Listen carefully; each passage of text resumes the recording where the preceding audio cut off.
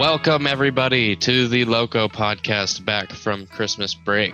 We hope you all had a great Christmas or great holidays. Happy Sorry about Hanukkah, that. Merry Happy Kwanzaa. holidays, and a Happy New Year, of course, to everybody. 2021 is going to be a great year. We have many topics to discuss today. We have a couple guests coming on. We're going to be speaking about, we're going to be starting off with some little anecdotes from our break. Some thoughts on some movies that came out, some personal experiences that I had that are fascinating. We're going to talk to you about the Senate runoff races in Georgia that have been transpiring over the past couple days, culminating in some fascinating results. We will be speaking possibly about some of the news that has happened with Donald Trump in the past couple days. I mean, there's just so much news to talk about. We're going to have on one guest that's going to tell us about the historical significance of some of these Senate runoff races. And we're going to end it off with Chris coming on again. He's been on before, and we're going to be speaking about some albums that we enjoy to close it out. But let's not get ahead of ourselves. Connor, what did you like about your break? No school, bro. Obviously. That's what you liked? I'll Even be though so we already don't go to stereotypical. school? Oh, yeah, that's true. Well, I don't have to waste my day, like, waking up early and stuff like that to, You get in those working hours Yeah. Yeah. Oh, those working hours at the Heb? at the Heb? I did. Yeah, I'm cashier trained now, bro. I told you that. But, like, Mm-hmm. I've been checking stuff, it's really fancy. How is that? Is that fun? You enjoy that? It's very stressful. People are always staring at me like, go faster. I'm like, I just got here, bro. I don't know what I'm doing. Mm-hmm. Mm-hmm. So that's I fun. get you. I got some cool stuff for Christmas. I got this headset right here. It's pink. It's a pink Razer headset It's awesome. with cat ears. Mm-hmm. Very cool. It's ironic though. So would you prefer to? I want to talk about my break, but if I want to talk about my break, I'm going to have to talk about the thing that I hadn't told you about yet. Do you want to do Wonder Woman first or that first? Let's do Wonder Woman first. Okay. So we both saw Wonder Woman, what was it, 1984? Is that the year that they chose? Yeah. And we both have thoughts on it. I think that for me, the biggest thing that I'd like to compliment the movie on is the tone that it had. I thought that it was trying to go for the classic Justice League cartoon goofiness at some points, like the beginning fight scene. I've seen some people critique that the villains were too goofy. I thought that it was kind of perfect for the tone that they were going for. It was like cartoonishly goofy, like you'd expect from a Justice League character. That like it just reminded me of the classics, and some of the jokes landed better than others. But I thought that they really like put you in the 80s in that movie. That was definitely one of the best parts for me. Like the world was really believable, the characters were believable for the time, the costumes and outfits were great. Like the world building was really good, I think. Yeah. And some of the action was really cool. And I love the actor that played the villain. I don't know if I like Pedro Pascal. Yes. Or Kristen Wiig, or both.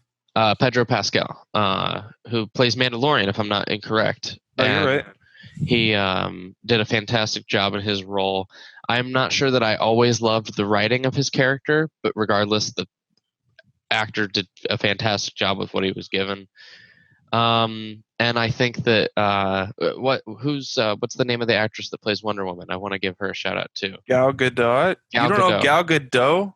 Gal Gadot. I do know her name. I'm just forgetting it in the moment. That's literally my number one. She did crush fantastic. In the world. She did fantastic again. I think that the emotional scenes were pretty hard hitting in this one. And there were some cool call outs. For instance, the invisible jet. The invisible jet. Spoiler alert, guys. Yes, just spoiler real quick. Alert. Those were all really cool. I wanted to start with my compliments because I do have some parts that I disliked, but I really thought that it's like important to compliment a movie on what it does good. Yeah. I think that some of the CGI at some points was weirdly weird. I don't know how to describe it. Like there were certain scenes in the beginning where she was like lassoing, and it just looked so fake. Like the physics were not. I don't know if they just spent that money elsewhere and then it wasn't in the budget to do like a really high scale CGI. That happens pretty often. I remember Deadpool 2 had like spent so much money on his costume being CGI that certain fight scenes just didn't have that same quality because it's like the budget goes, you just have to decide where the budget goes, so that could be the case. I'll be honest, I usually don't notice that kind of stuff. Like it's like if Well, I'm a it's a total superhero nerd. movie. I'm a total nerd. Yeah, Like you're the AV Tech nerd. I know. that's the only reason that I mention it, and that's the only reason I'm so critical. I don't think it was a bad movie. I think that I don't know where I stand on whether or not it was better than the first one. The first one was pretty good. The first one was like almost perfect. I don't know. I disagree about that. I didn't really like what's her name? The secondary villain. Kristen Wiig as Cheetah. Yeah, I thought that her CGI was particularly not good, and I also thought that like they kind of rushed her character. I don't know if she needed to have all of that development in one movie, you know? Like they did a lot with her character for one movie when you also have another villain.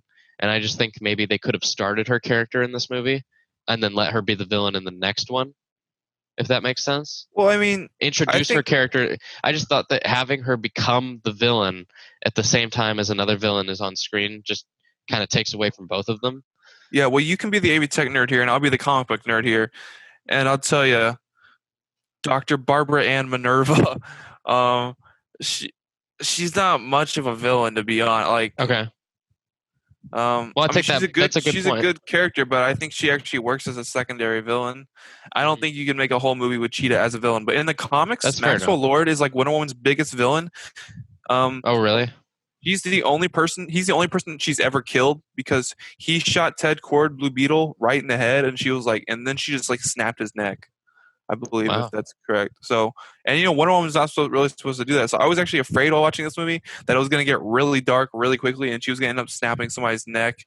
And I was really afraid for all the little girls of the world that were going to watch this movie. So, did you know going in that Maxwell Lord was the main villain? I hadn't seen any of the trailers, so I wasn't. Yeah, no, I'd seen the trailers and I knew who he was. So I was really worried about how dark the movie was going to get, considering that it was a DC movie, which is not bad. I love my darkness, but I was just a little concerned. One of the reasons I love his character so much, Maxwell Lord, is that there's an interesting like correlation to like Midas and the gold touch, like that old fable, where everything that you touch turns to gold, and then you end up turning all of your loved ones into gold. And I just there's an interesting relation there to like if you get everything that you wish for, usually it isn't good. Although I did think with the message, sometimes they were a little on the nose with the dialogue. Like they would literally just say outright, like, be careful what you wish for. And it's like, I think the audience could probably imply that. But still, that's a pretty minor complaint. But those are kind of my thoughts on Wonder Woman. I don't know if you have anything else to say. The opening scene seems like that's the only part that I can really criticize. It seemed a little unnecessary to me, like the Olympics. Oh, okay. Yeah, because it didn't really ever tie into anything, which was weird. Like I expected it to come back into play. Yeah. Like there was like some kind of lesson that Diana learned there that then she would use in the later half of the movie. But I guess it was just. It was basically to show the suit that she would wear later on. Well, I'm glad that you mentioned that because I actually think in hindsight that's probably where most of the budget went for the CGI because those scenes did actually look really amazing. I remember when I was watching it, I was like, wow, this looks great.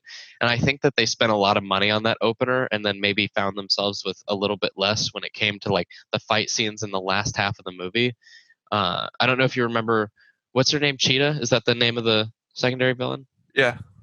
When Cheetah and Wonder Woman are fighting at the end, you'll notice it takes place completely in the dark. And there's an actual reason for that because it's much cheaper to animate CGI in the dark. You don't need to be as detailed because the consumer isn't seeing as much. And I'm pretty sure that's why, because they didn't have the budget to make it look really good in the light, so they had to set it at night. And I'm not a huge fan when movies do that, but you got to do what you got to do. Yeah, like I said, I don't really notice that kind of stuff, but I will be keeping my eye out now. You taught me some stuff today. we need to move on so that we have time to bring in our guest. But I think I've seen some aliens, man, over break. Oh, hit So me. I'm out with my buddy. We're in the Belterra Village. We're sitting in the parking lot, and it's the night of the meteor shower. And so we're kind of looking up at the skies, and I see something that's like so distinctly not a meteor, like this bright blue, so much larger than a meteor, just object in the sky. And I saw it for just just the most brief second. And when you're watching meteors, they shoot across the sky, right? You look up and you see them shoot across the sky. Yeah. Well, I saw this thing shoot straight towards the ground from the horizon at like the fastest speed ever, and then just disappeared from my view. And it immediately set me back, and I was so confused and just I felt really amazed actually that I'd seen that, because I didn't know what it was, and I still didn't know what it was. And I was telling everybody about it, and the next day my friend texts me. He lives in San Marcos, and he goes, "Hey man, I just saw on the news, like the local news station, a story about people seeing the same phenomenon over San Marcos." And they were having on experts talking about how odd it was and how that didn't seem to be meteors. And after that, it kind of festered in my mind for a little while, and then I just let it go. And I was like, whatever, I don't know what I saw. Maybe it was a meteor. But then I got texted another news article maybe the following week, and I'm going to share that right now. Please do. Well, let me point something out real quick. What you said interested me. I know that they found a pill. There was have you seen that video of like the little pill-looking UFO that kind of just goes up and down, like defying physics? Really? Instead of like side to side, like plane kind of. So it's kind of what that reminded me of.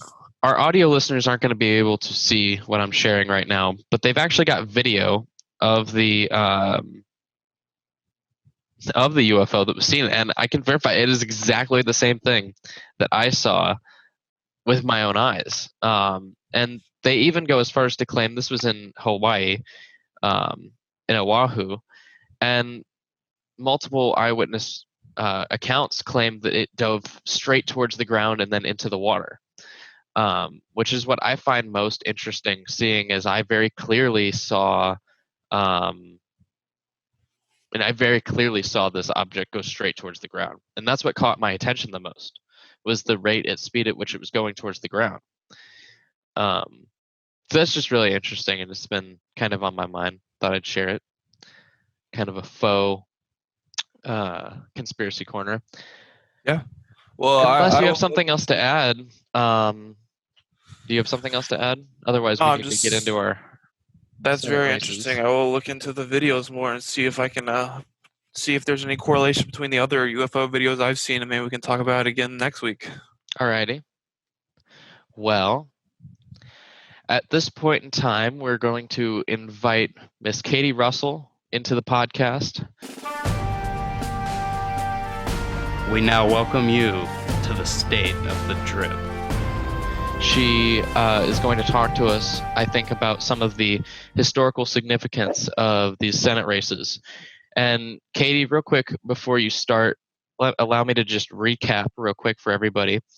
Raphael Warnock won with 50.6% of the vote, 2,230,000 votes as of right now.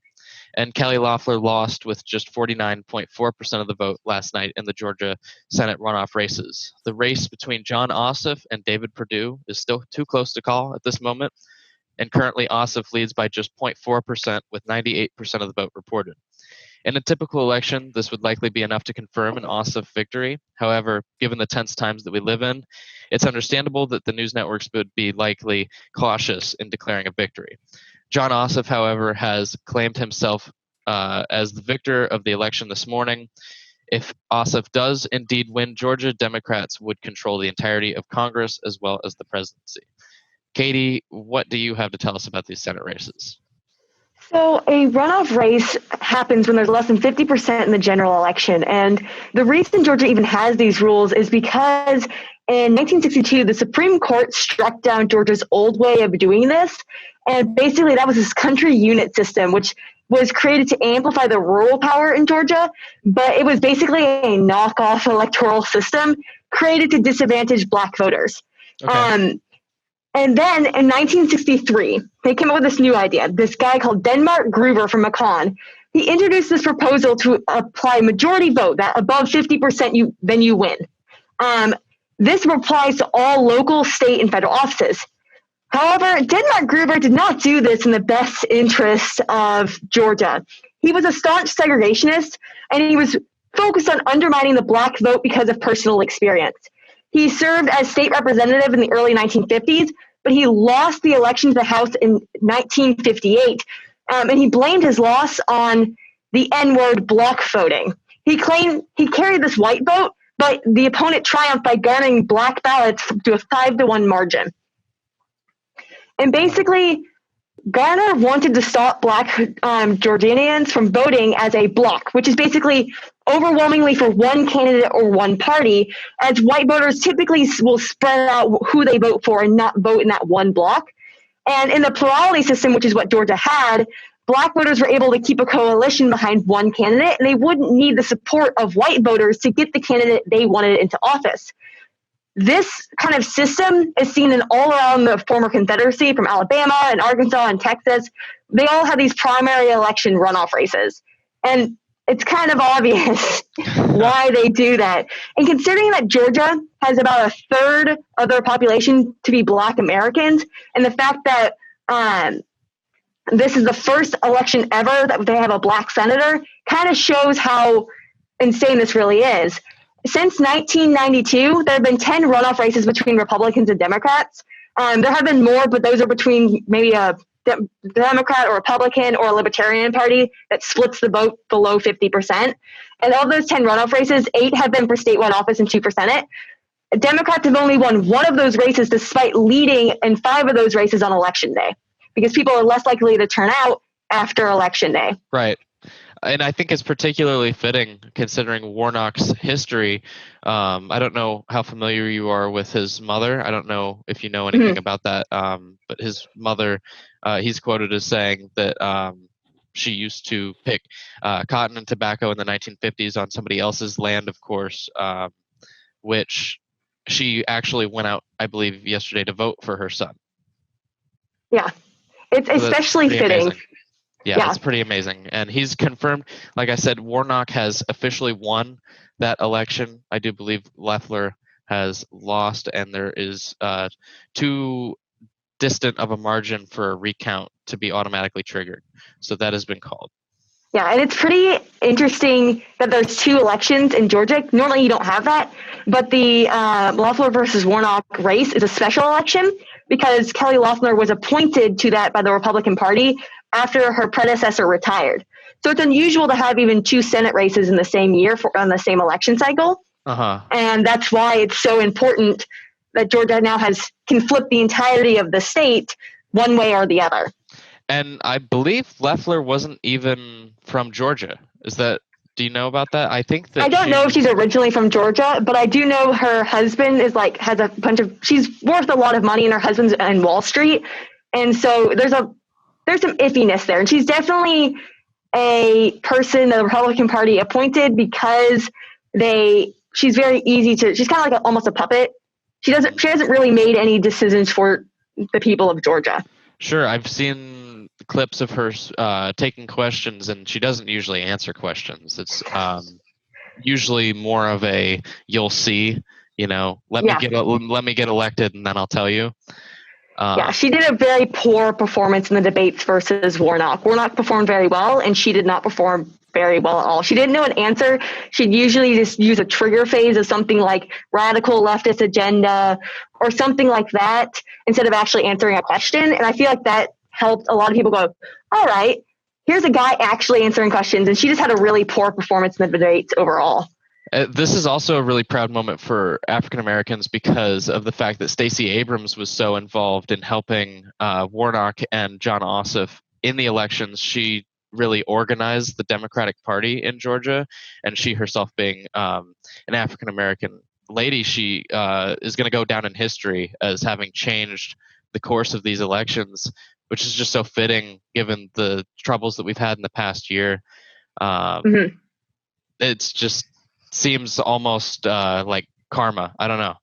Yeah, absolutely. Stacey Abrams lost a runoff race for the governor of Georgia, and she lost that race because there was some really intense voter suppression going on. A lot of Black people did not turn out to the polls because of really intense voter suppression, and she's worked tirelessly to register over 800,000 new voters and to get Black Americans to the polls and fighting against voter suppression, because she was directly impacted by these racist laws that even Grover himself mentioned, like, yeah, this was the reason I did that was racially motivated. Like, he straight up said it. Yeah. And so Stacey Abrams is a powerhouse, and she will go down in history for what she's done after she lost a runoff race because of voter suppression and because of these laws.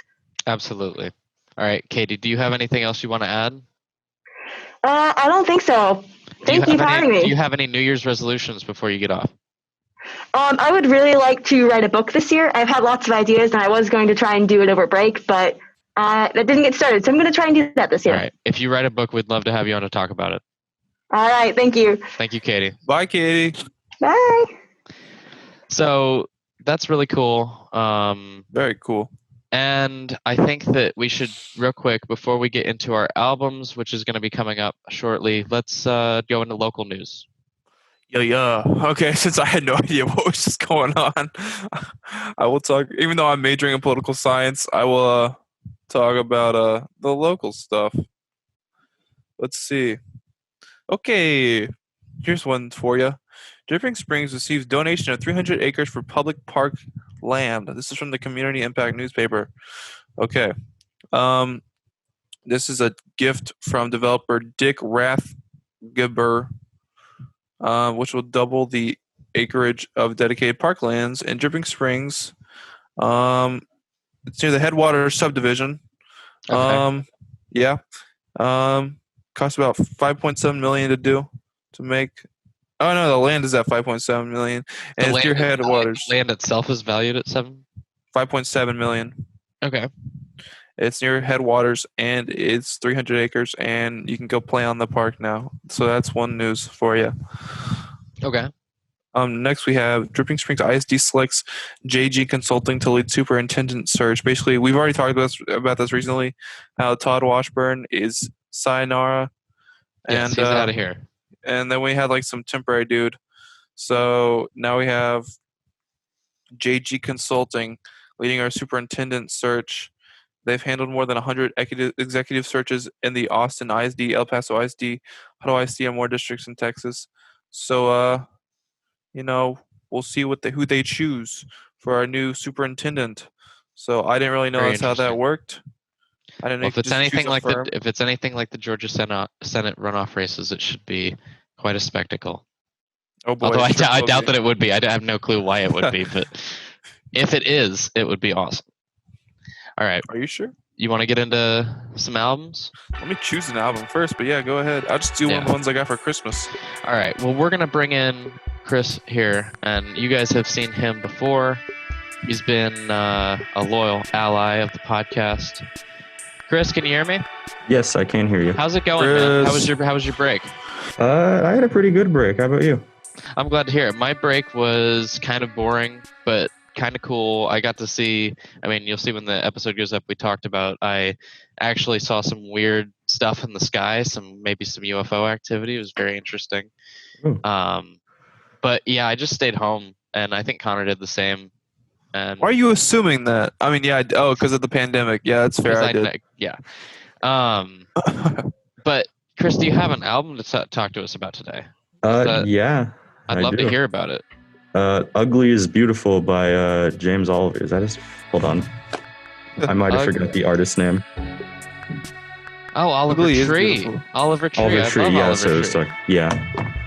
Oliver Tree collabed with my favorite band, bro. Have you listened to Oliver Tree's Blink-182 collab? No, I have not. Okay, just wondering. Go ahead.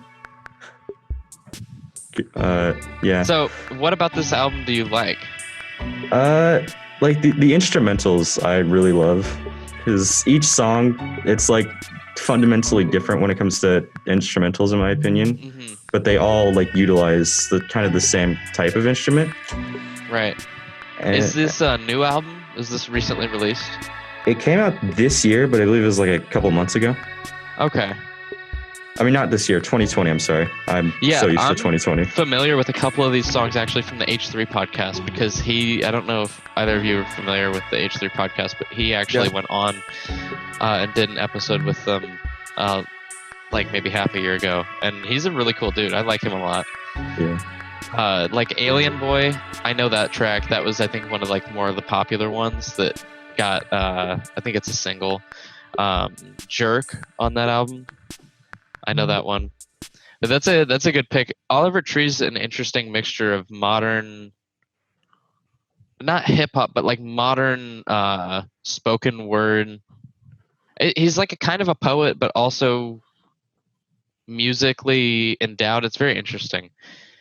I'll be interested to see what he comes out with in the future.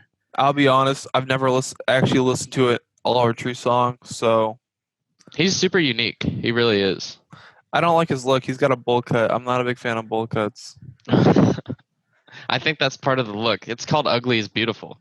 Yeah. Oh, you're right. My bad. I should have learned a lesson from that. Do you have anything else to say about it, Chris?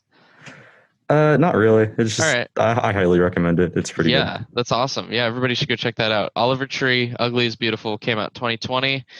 And it says it is the debut studio album for him. So expect more from him. Connor, what do you have? Okay. So over the break, I got I have a record player, right? Because I'm a quirky girl like that, and I got a lot of vinyl. So Okay. I'm gonna list it off, and I'm gonna pick one of those to recommend. I got Legacy of Brutality by the Misfits, which we've talked about. Walk Among Us by the Misfits. Static Age by the Misfits. Slow down, Connor. Sorry. American Football LP1, which we've talked about. What else? I got something else that we've talked about. Oh yeah, You're Gonna Miss It All by Modern Baseball.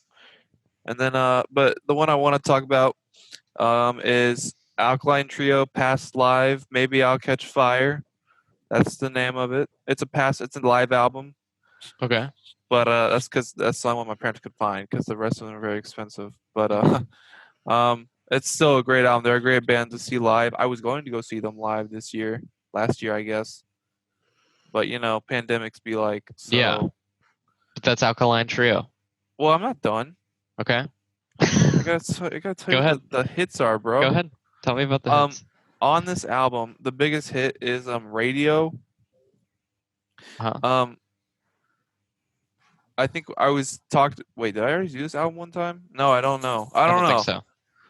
But I was talking about Radio one time because I was talking about taking my radio to bathe with you, plugged in and ready to fall, and you were like, "We can't talk about that," but I'm going to talk about it. So, and then we have Maybe I'll Catch Fire, which is pretty dark. It's like Maybe I'll Catch Fire, something warm to hold me. Then we have Madam Me. I like that one. It's about like, I don't know. I really don't know. Fortune teller. I don't know. Okay, you're doing a great job at describing these songs so far. Then we have She Took Him to the Lake, which is a very sad story, kind of relatable. So. Are you going over every single one of the songs on the album? No, I'm just saying the highlights. And that's Maybe I'll Catch Fire. And I recommend watching Alkaline Trio live, especially their Halloween at the Metro show. It's very, very good. Love it. Okay. And I've just been listening to a lot of Alkaline Trio over the break, so I just felt like I had to. That's really all I've been listening to. So I feel like I have to talk about that, even though I talked about two of their other albums. So that's Alkaline Trio, Maybe I'll Catch Fire. Hit it up. All right. I have a pretty big pick today. The title of the album is Ram, and it's, I believe, Paul McCartney's second solo album, post Beatles. It was released in 1972, I want to say, and it is pretty much hailed as the first indie rock, indie pop album that was ever released. He essentially created the genre with this album, and it was at a time where the majority of things that were being put out were classic rock and just straight up pop. And the album featured more like home producing, low level producing, like the things that you hear today in indie rock, like modern baseball. Connor, you like modern baseball. Of course, This album is pretty much what birthed stuff like modern baseball. It's raw and it's not as produced. You have songs on here that are the most angsty thing you'll ever hear. You have, there's a song called "Too Many People," which is just basically a hate letter to the status quo of like society. It's very angsty. Says the former Beatle. Okay. Well, hey, the former Beatle was like outcast from society at this point. You got to know the history, man. Nobody liked. You're right. People didn't like Paul McCartney then. But regardless, this is the only album I believe that Paul McCartney and Linda McCartney are equally credited as writers. So his wife is actually wrote half of it with him based on the credits. And this album would eventually lead into the band Wings, as it featured many of those band members playing instruments on the album. Anyways, that's my nerdiness for you. Paul McCartney play only bass in this, or does he also play the guitar? Or like everything? Probably plays a lot of the instruments, but like I said, the Wings members were part of this, so he likely would have left some of the guitar and drums to other people. But yeah, of course he plays bass and he sings and he writes all the songs and his wife helps him sing. It's a great album. Oh, very cool. That's when the wife joins. Pretty much all for me. Chris, unless you have anything else to add, we're probably going to sign off here. We're gearing towards the end of the podcast. No, I don't really have anything else. Just Happy New Year's, I guess. Yeah, Happy New Year's to everybody listening. Hope it goes great. Hope that everybody gets to stay safe. And hopefully the tides are turning a little bit in the favor of sanity this year, and maybe things won't be so crazy. All right. Thank you, everybody, for listening. Connor, thank you. Chris, thank you for coming on. We appreciate it, and we'll see you hopefully next week, I believe. We'll make this a recurring thing. Yeah. All right. Goodbye, everybody. Have a great year.